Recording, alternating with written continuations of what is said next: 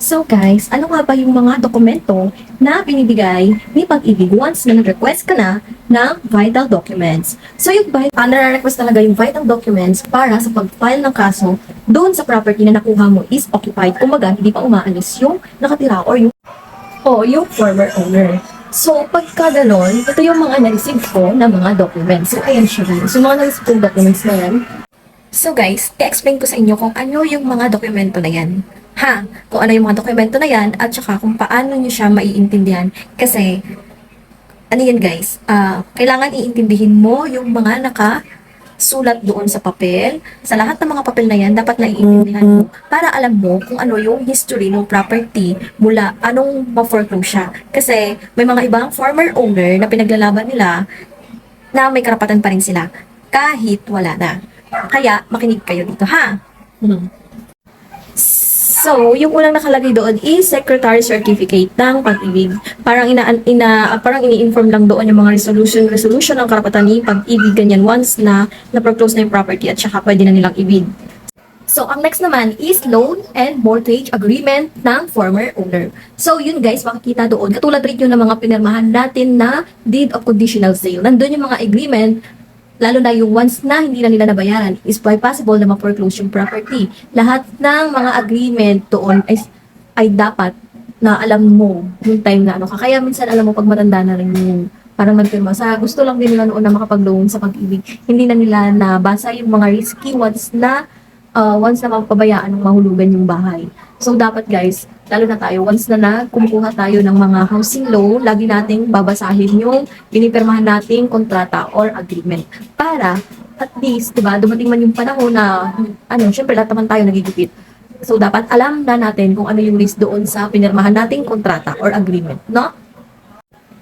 And then, yung pangatlo is extrajudicial foreclosure ng property sa former owner na dumaan to sa RTC or Regional Trial Court. So ito guys, parang nabasa ko siya based sa SOA, parang pinaproseso to ng Pag-ibig after 1 year na na-foreclosure property or narimata. Ipaprocess ni Pag-ibig to through. So guys, dito ko mapasok yung mga nire-reason ng mga former owner na hindi sila na-inform. So guys, pag sinabi mong extrajudicial foreclosure, hindi na kailangang i-inform pa si former owner. Kumbaga, meron na si final demand na yan sa kanila na letter. Siguro kung hindi na nila binasa kasi nayaan na nila. Pero the moment pa lang na hindi nila yan binabayaran, automatically pwede yung marimata at gagawin niya na procedure ni Pag-ibig ang extrajudicial foreclosure. Bali, ang requirements lang nun is ipapublish yung property na narimata na yun ng foreclose sa Pag-ibig ng mga 1 week ata or 3 days. Parang ganun, tuloy-tuloy siya kung saan nakalocate yung property. Kumbaga, pinapublish yun sa newspaper. So, yun guys, yung sa pinapublish sa newspaper is meron din kasama yun sa vital documents kung kailan na-publish yun. So, ayun na.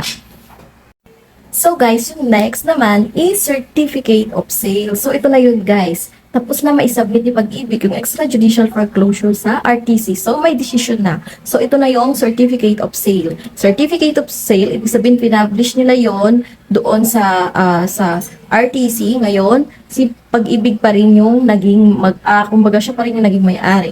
Kaya naka pa rin sa kanya, kumbaga pagmamay-ari na niya kasi narimata na. So guys, doon sa certificate of sale na yan, sa pinakababa niyan, may nakalagay doon na 1 year redemption. For example, yung extrajudicial foreclosure is nangyari siya noong 2017.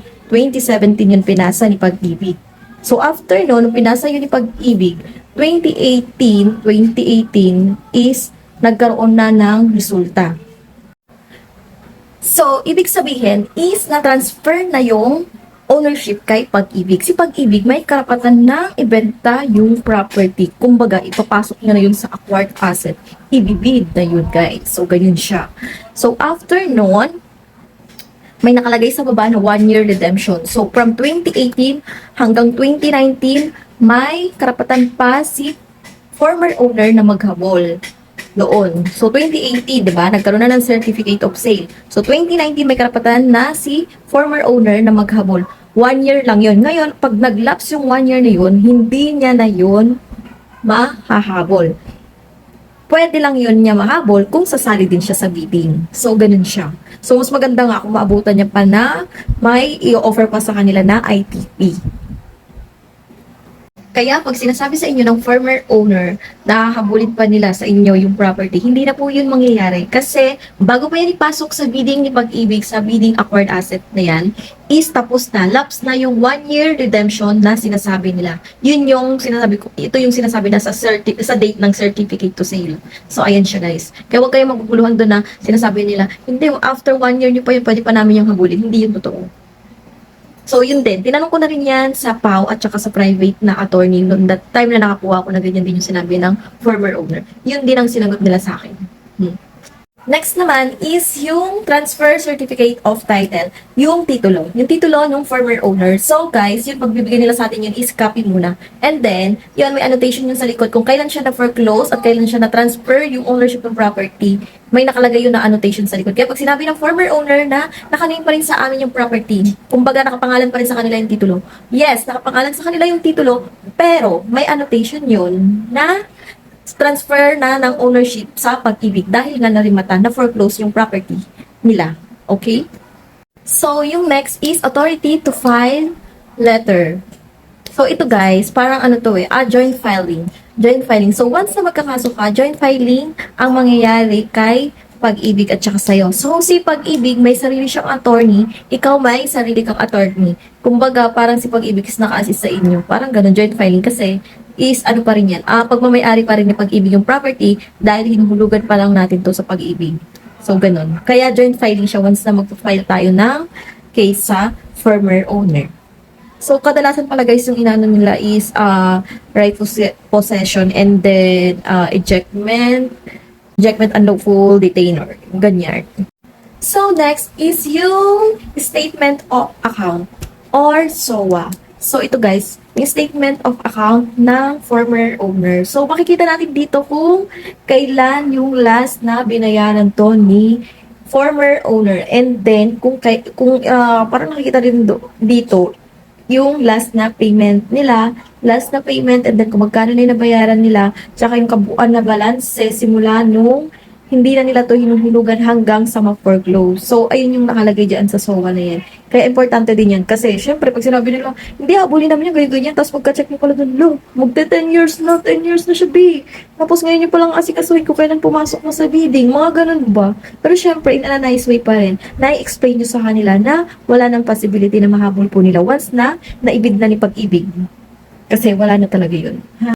So guys, yung last talaga nun is yung publication, yung sa newspaper, parang certification yun na na-publish talaga yung foreclosure ng property na yun. So kasama rin yun sa ibibigay nila. So yun guys, yun lang naman yung na-explain sa akin ni Pag-ibig, staff ng Pag-ibig, and then sa PAW na tinanungan ko rin, dala-dala ko na yung mga dokumento na yan, and then ng private attorney na tinanungan ko. So guys, based yun sa experience ko na tinanong ko kung ano ang mga ibig sabihin yan. And then syempre binasa ko rin, kaya nagkaroon rin naman ako ng idea sa mga tinanungan ko sa staff ng Pag-ibig and then sa attorney na nag-advise sa akin. Kasi, syempre, nung occupied nyo yung nakuha kong property, so dapat alam ko kung ano yung gagawin ko, di ba? So, ayun guys, yun yung mga in-advise nila sa akin at saka yung mga explanation, yung mga dokumento na yan. Kaya, importante yan. So, thank you. Sana may natutunan kayo. Di ba? Salamat!